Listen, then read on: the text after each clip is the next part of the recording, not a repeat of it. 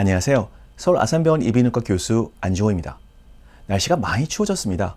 저는 답답한 것을 싫어해서 자전거를 탈 때도 버프를 잘 안 하는데 주말에 한강 둔치길을 달리다 보니 콧물이 너무 많이 나와서 좀 성가시더라고요.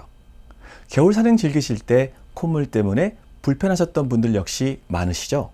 그래서 이번 시간에는 추운 겨울에 콧물이 많이 나오는 이유와 불편함을 줄이는 방법에 대해서 말씀드리겠습니다. 우선 코의 점막이 하는 일에 대해서 간단히 말씀드리죠. 코는 크게 두 가지 일을 합니다. 세균과 먼지를 걸러내는 일, 그리고 폐에 들어오는 공기를 촉촉하게 만드는 일입니다. 공기 중엔 세균도 떠다니고 먼지들도 떠다니죠. 우리가 숨을 쉴 때마다 먼지와 세균이 폐로 들어와 켜켜이 쌓이면 결코 건강에 좋을 수가 없습니다. 코 점막의 털과 점액은 콧구멍을 통해 들어오는 각종 세균과 먼지를 걸러내는 역할을 합니다. 또한 호흡을 할 때 우리의 폐로 들어오는 공기는 어느 정도 습기를 포함해야 합니다. 그렇지 않으면 폐에서 산소를 모세혈관으로 전달해주는 폐포들이 말라서 호흡이 곤란해지죠. 코는 하루에 대략 1리터나 되는 점액을 만들어서 배출합니다. 생각보다 엄청나죠? 그런데 왜 우리는 평소에 코에서 만들어지는 점액을 느끼지 못할까요? 코 점막의 세포에는 섬모가 있어서 생산된 점액을 뒤의 목구멍 방향으로 이동시킵니다. 그래서 위에서 점액에 붙잡힌 세균을 강력한 위산으로 소화시켜 버리는 것입니다. 그런데 날씨가 추워지면 어떤 일이 일어날까요? 찬 공기는 더운 공기에 비해서 상대적으로 건조합니다. 이 경우 우리의 코는 점액을 평소보다 더 많이 분비하게 되죠. 또한 코 점막의 섬모가 추위로 제대로 활동을 못해서 분비된 점액이 뒤로 넘어가지 않게 됩니다. 결과적으로 콧물량은 늘었는데 제대로 이동을 못하니 앞으로 쏟아지게 되는 것이죠. 단순히 콧물만 줄줄 흘러서 문제가 되는 걸까요? 점액에 잡혀있는 공기 중의 세균들이 위로 이동해서 소화가 안 된 채로 코에 오랫동안 머물게 되니까 수가 늘어나고 결국 각종 질환을 일으키게 됩니다. 겨울에 감기 잘 걸리는 이유가 여기에 있죠.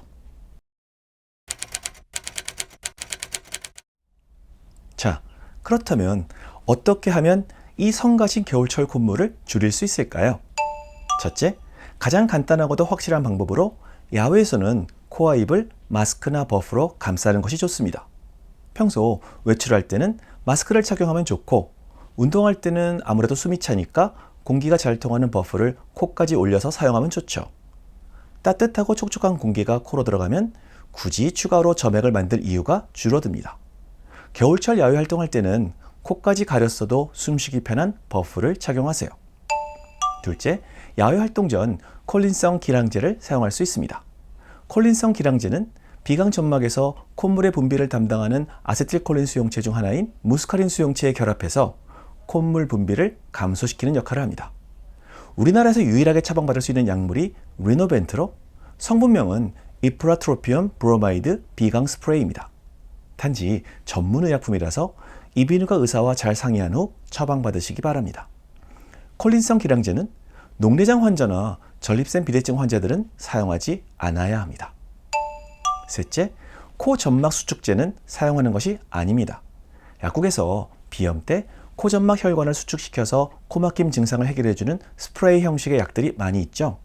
저도 가끔 코가 막힐 때 오트리빈을 코에 뿌려줍니다.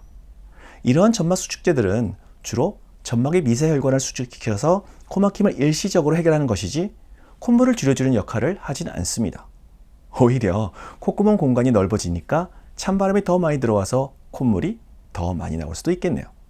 그리고 코가 막힌다고 자주 사용하면 약물성 비염이 발생할 수도 있으니까 꼭 필요한 경우만 사용하시기 바랍니다.